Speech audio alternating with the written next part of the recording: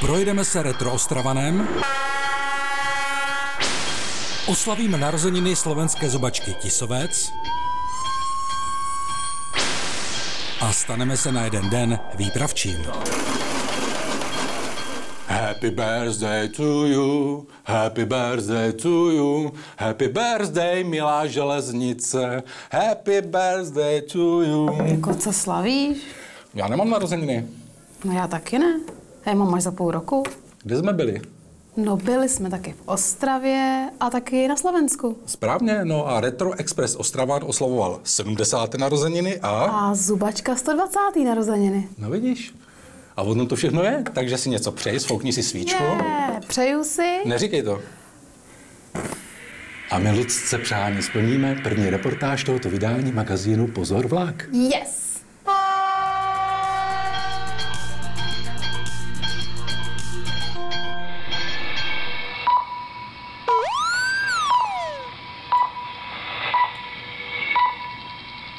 Praha, československé vysílání.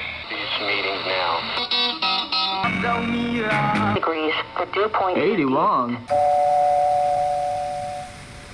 Přesně jako v polovině 70. let to vypadalo na konci října na pražském hlavním nádraží. Právě přijíždí legenda československého strojírenství Kyklop, všude pionýrky a neviditelní agenti státní bezpečnosti a je jasné, že se tu odehrává velká sláva.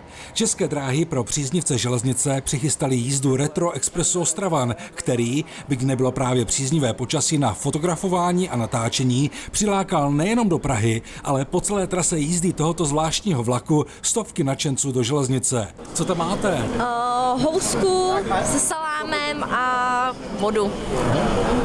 Je 8 hodin a 16 minut a celá nádherná souprava vyráží směr ocelové srdce republiky, tedy do Ostravy. A díky vám, fanouškům magazínu Pozor vlak, máme celou cestu hezky zmapovánu vašimi kamerami a fotoaparáty. A za to vám patří velký dík.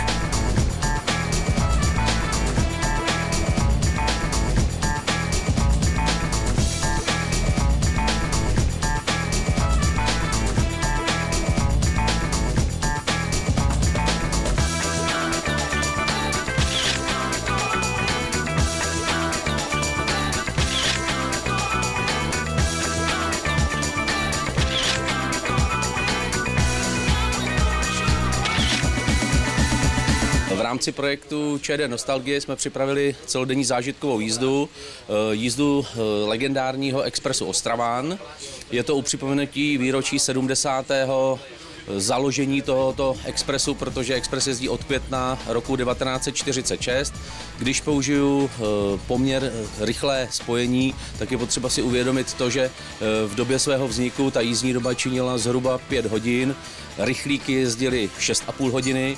Dnes jsme v době, kdy díky modernizaci infrastruktury a vozového parku, tak jízdní doba mezi Prahou a Ostravou je na hranici 3 hodin.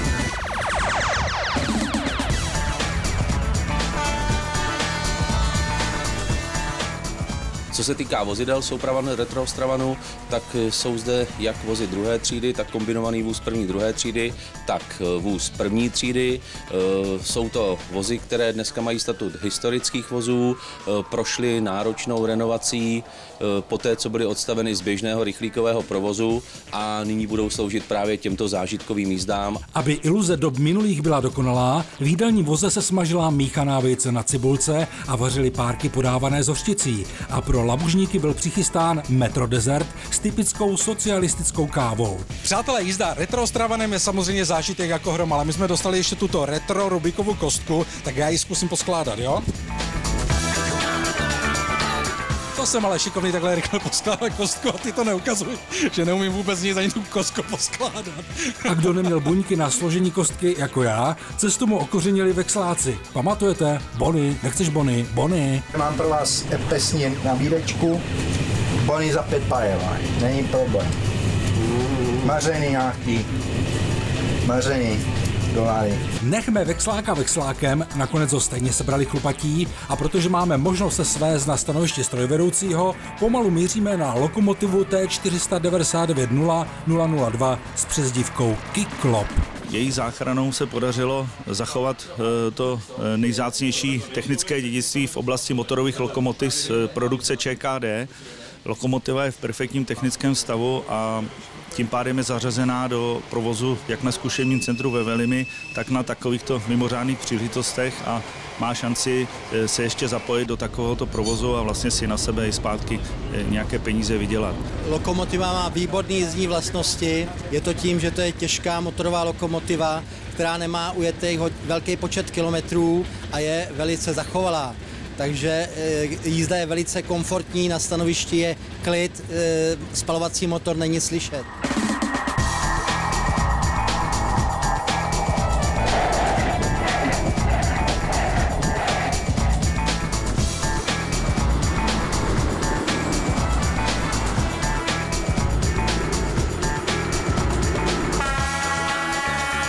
Protože jsme reportéři zvídaví, zjistili jsme, že souprava končí retrovládním salonním vozem. Tak si ho pojďme projít, abychom viděli, co tu hlavy pomazané měly za výbavu.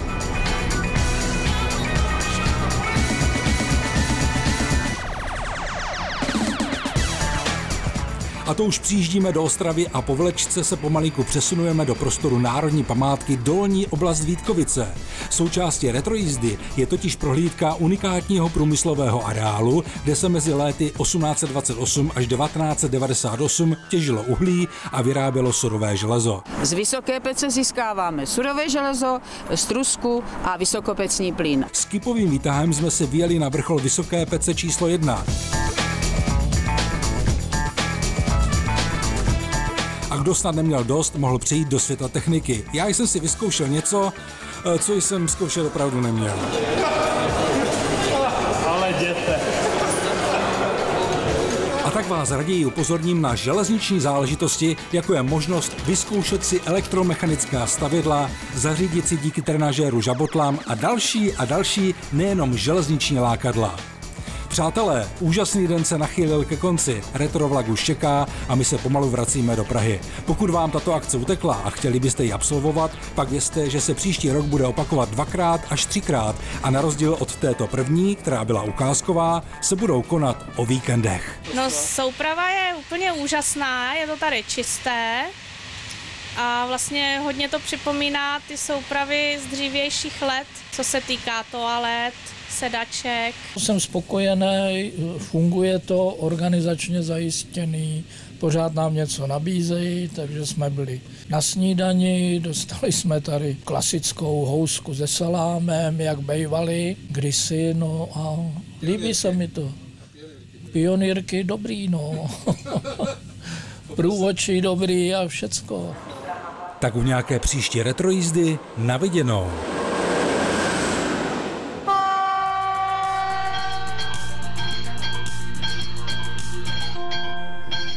Expresní přehled událostí na železnici. Drážní úřad vyzval dopisem všechny dopravce, aby přijali taková opatření, která povedou k razantnímu snížení projetých návěstidel na návěst zakazujících jízdu. Od začátku roku totiž drážní úřad eviduje už 84 případů, naposledy v Praze, kdy u nádraží Vyšehrad vlaky od sebe zastavily necelých 100 metrů. Správa železniční dopravní cesty slavnostně ukončila rekonstrukci téměř 50-kilometrového traťového úseku mezi Klatovy a Železnou Rudou. Stavba přináší cestujícím především zvýšení komfortu a zvýšení taky traťové rychlosti. Převážná rychlost je tady 90 km/h. Vznikly tady ostrovní nástupiště, zmodernizovalo se zabezpečovací zařízení, informační zařízení pro cestující, trať je řízena dálkově. Dost mi mrzí, že v roce 1991 jsme tady znovu otevřeli přechod Železná Ruda Bayerische Eisenstein. V roce 2006 se potom podařilo domluvit propojení zabezpečovacích zařízení firmy Alcatel a AŽD a na tom to zatím skončilo. Cestující tak musí přestupovat z českého vlaku do německého a naopak. Správa železniční dopravní cesty se snaží německou stranu přimět k jednání, ale zatím bezúspěšně. 360 miliard korun. Natolik by zhruba mělo přijít vybudování zcela nové sítě vysokorychlostních tratí v naší zemi pro rychlost kolem 300 km za hodinu. Zaznělo to na konferenci Záměry, výstavby a využívání rychlých železničních spojení v České republice. Relativně dlouho se váhalo, ale existují dneska mnohé významné důvody, proč vysokorychlostní tratě budovat. Jedním z nich je mimo jiné nedostatek kapacity na stávající železniční síti. Podle informací z konference by se kolem roku 2030 mělo pracovat na první vysokorychlostní trati, která by měla spojit Prahu s německými Drážďany. A teď budeme gratulovat. První narozeniny oslavuje Pražský dům vláčků, a to tak, že připravil pro příznivce železnice řadu novinek, které zcela jistě potěší. Mezi ty nejzásadnější patří asi vlakové simulátory, které umožní zažít jak dětem, tak i dospělým pocity strojvůdce skutečného vlaku. Jednou z dalších novinek je šlapací kolo. Šlapání na něm vytvoříte elektrický proud a čím rychleji šlapete, tím rychleji jede potom model na oválu zahradního kolejiště. Přibylo také velké množství interaktivních tlačítek, díky nímž rozehrajete úžasné mikropříběhy anebo zprovozníte některá zařízení. Novinkou jsou také infopanely představující architekty a stavitele železnic celého světa. A nepřepínejte, v závěru pořadu budeme soutěžit o 3 rodinné vstupenky do Domu vláčku. Teď se ale podívejme na výherce minulé soutěže.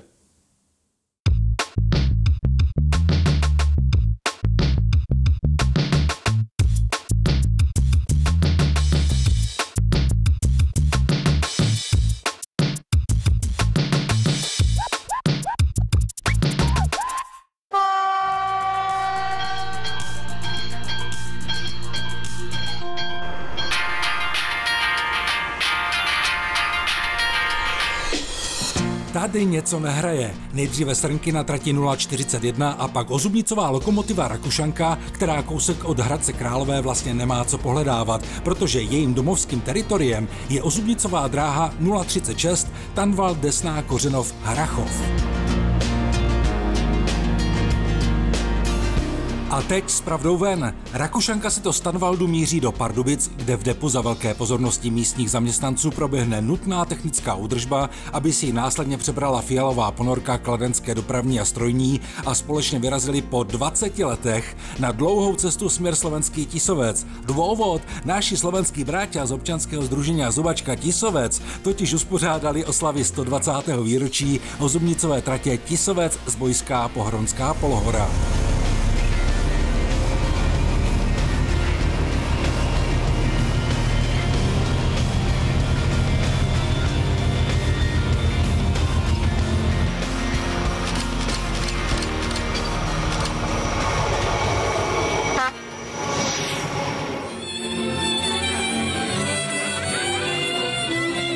A to už je chladné sobotní ráno 22. listopadu po Hronské Polhoře, kde oslavy začínají.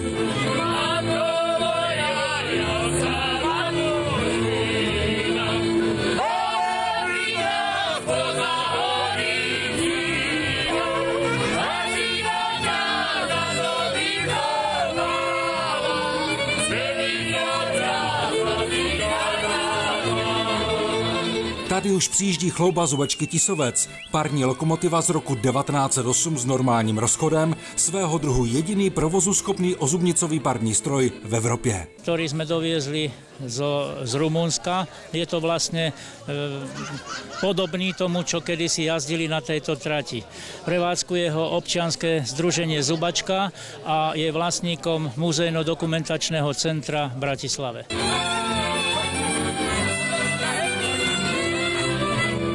Lokomotiva, která byla uvedena po letitých opravách do plného provozu v roce 2014, se vydává na svou slavnostní jízdu. Musí se pořád přihazovat pod kotel, aby více než 100 let starý parní stroj dokázal vyvést sám sebe a 6 vagónů zaplněných lidmi do posledního místečka z Pohronské Polhory až do Tisovce. A to vše za pomocí Aptovy ozubnice, díky níž celý vlak dokáže překonat stoupání až 52 promile.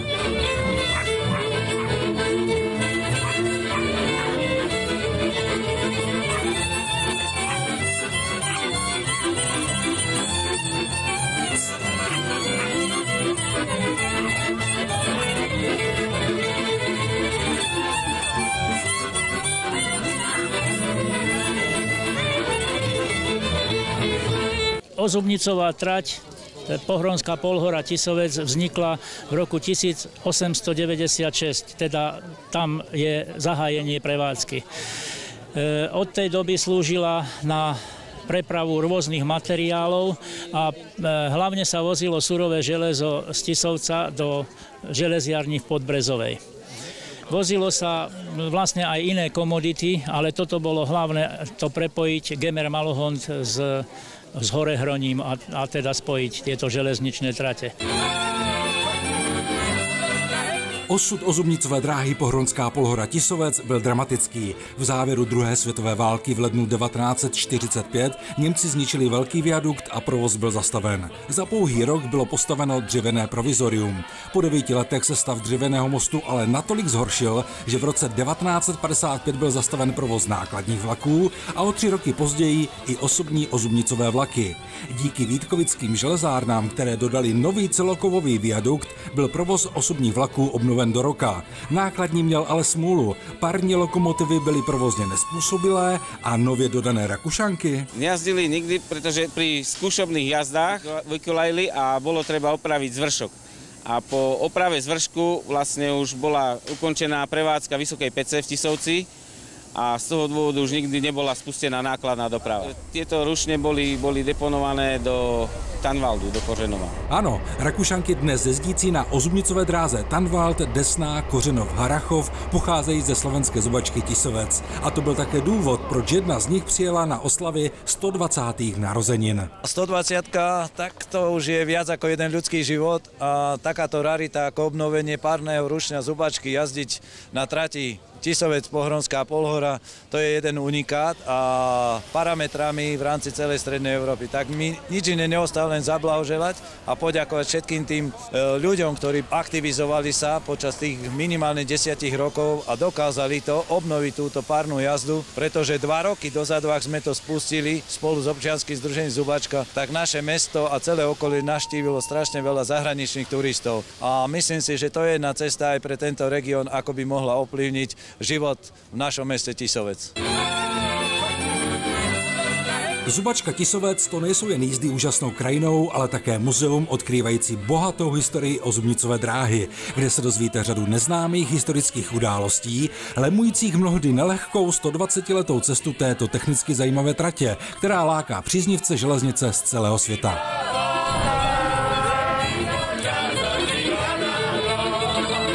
A bylo tomu tak i při oslavách. Například taková souprava tu byla k vidění opravdu po 20 letech a minimálně dalších 20 ji tu už neuvidíte.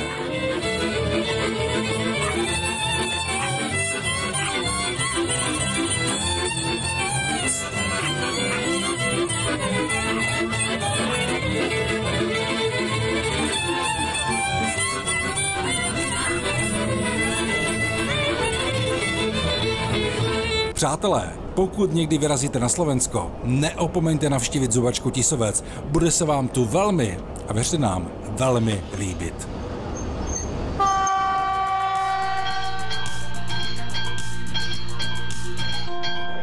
Dnes v názorové rubrice Kdy se řekne vlak generální ředitel VUKV Zdeněk Malkovský. Co se právě jemu vybaví, když se řekne vlak? Je to zajímavá otázka a mně se vybaví má práce, což je nezvyklý. Ale celý život profesně v jednom ústavě se zabývám vývojem vlaků a zkoušením vlaků. Je to věc, která nám slouží k pohybu. Já jsem dneska přijel na Inotrans taky vlakem, ku podivu ne autem, ale bohužel je vlak železnice v defenzivě. A to je škoda a to by se mělo změnit.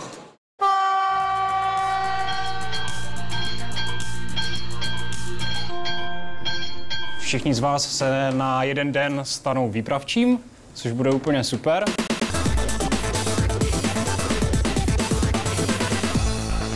Dnešní program začíná tím, že se přemístíme do dopravního sálu. V dopravním sále uvidíte všechny zabezpečovací zařízení nebo všechna zabezpečovací zařízení, které na železnici existují.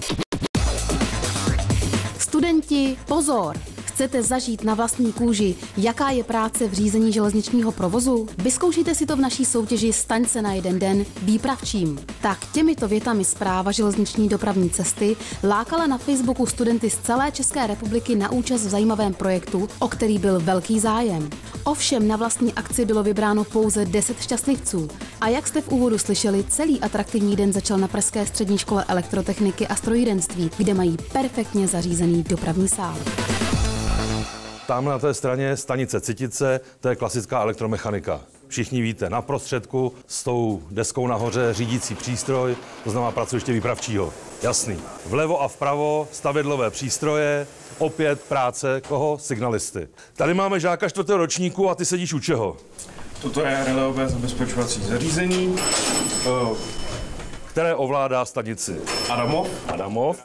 Tak, tady stojíme u zabezpečovacího zařízení. Jo? Test pro stanici Babín, což je stanice tamhle, když se otočíte na druhé straně. To ovládání je trochu podobné, nebo vychází principiálně z reléovky, ale je to zjednodušený. Stanice Babín. Ano, slyšíme se. Proč to bliká? Tak bliká to, protože vlastně už vidím, že vlak vyjel celý, takže já můžu zrušit cestu. To dělám tím, že vytáhnu zase jenom čudlík. Já bych se ráda zeptala, proč jste přijela na tuto akci?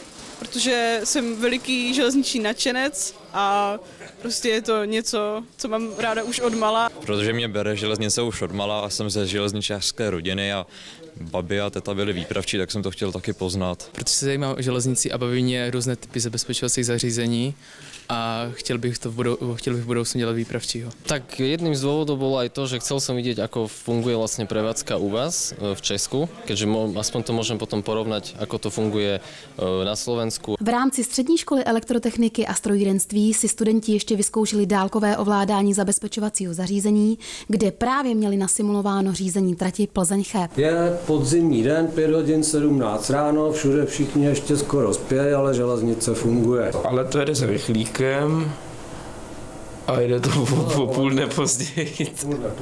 Tak. A tak to mi zatím asi nevadí. A to už míříme jednotkou City Elephant na pražské hlavní nádraží, kde se všichni účastníci mohou podívat, jaké to je v reálu řídit složitý dopravní uzel. Ve směně je zde 5 zaměstnanců, 3 výpravčí a 2 operátorky. V mezipatře výpravčí hlavní, který určuje vjezdové odjezdové koleje, vede dopravní dokumentaci, dodržování přípojů hlídá, mnoho dalších jiných podružných věcí.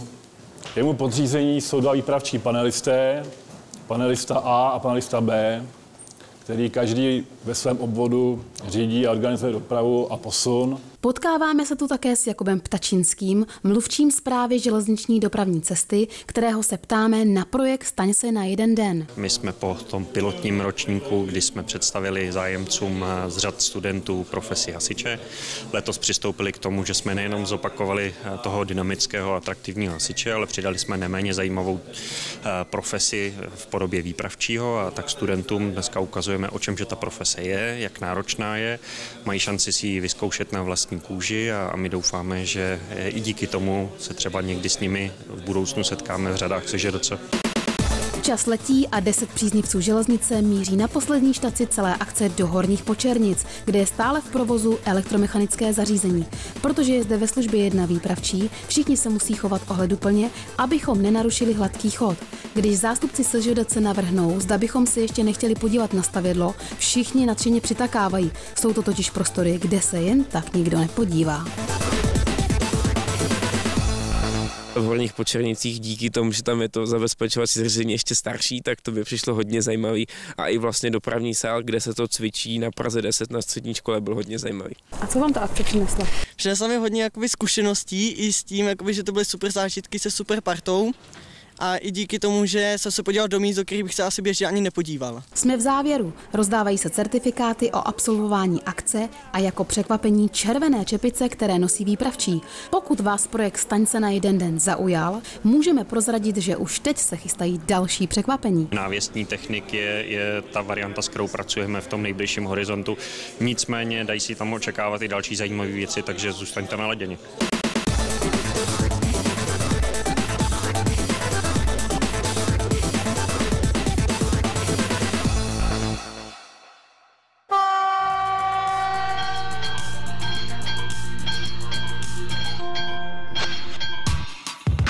Také si občas při silničních zácpách říkáte, kdybych tak mohl jít po kolejích? Jak uvidíte, není to až takový problém. Najedete si autem na vhodné místo, spustíte vodící kolečka a hurá na cesty. A když náhodou před sebou uvidíte vlak, tak prostě trochu přibrzdíte. Paráda, ne? To je ještě, že máme ty narozeniny, se pořádně napapkáme, víš, Juro. Ale ty už to máš pořádně, když máš skoro snědený. Je to výborný, hele. Hele, co se díval, jak jsme dávali tu fotku tvoji vysmátou na Facebook, co tam psali lidi? Hele, četl jsi to? Oni mi tam napsali, že mám v zubě jako kanadská pila. Chápeš to? Hele, když jsme u těch zubů, tak soutěžní otázka pro vás. Jaké nejvyšší stoupání v promile má zubačka Tisovec? Pište kde, co, jak? Pokud to víte, tak odpovídejte do 15. prosince na adresy, které jsou uvedené na obrazovce a o to soutěžíme tentokrát, Juro. Ale podařilo se nám získat v rámci prvního výročí Domu Vláčků 3 rodinné vstupy do toho prostoru, takže krásný. Tak to jsou lukrativní ceny. Takže mějte se pěkně, dobrou chuť a železnici zdar. Já nemám čas zdravit, hele, mi to strašně chutná. Čau, čau. Čau, čau. No. Hele, kameraman to vypne a hned přijde k nám. Pojďte, kameramane. On je strašně mlsnej totiž, jako kocou. Kameraman už papá, ten se má. Dobrý to je, viď? Mňam, no. Má to skoro snědený, viď? No. Mňam. Vidíš to, ale nepřijou ti k narozeninám, to slaví zubačka, víš? A taky Ostravan, že jo? Mňam, no. Má to skoro snědený, viď?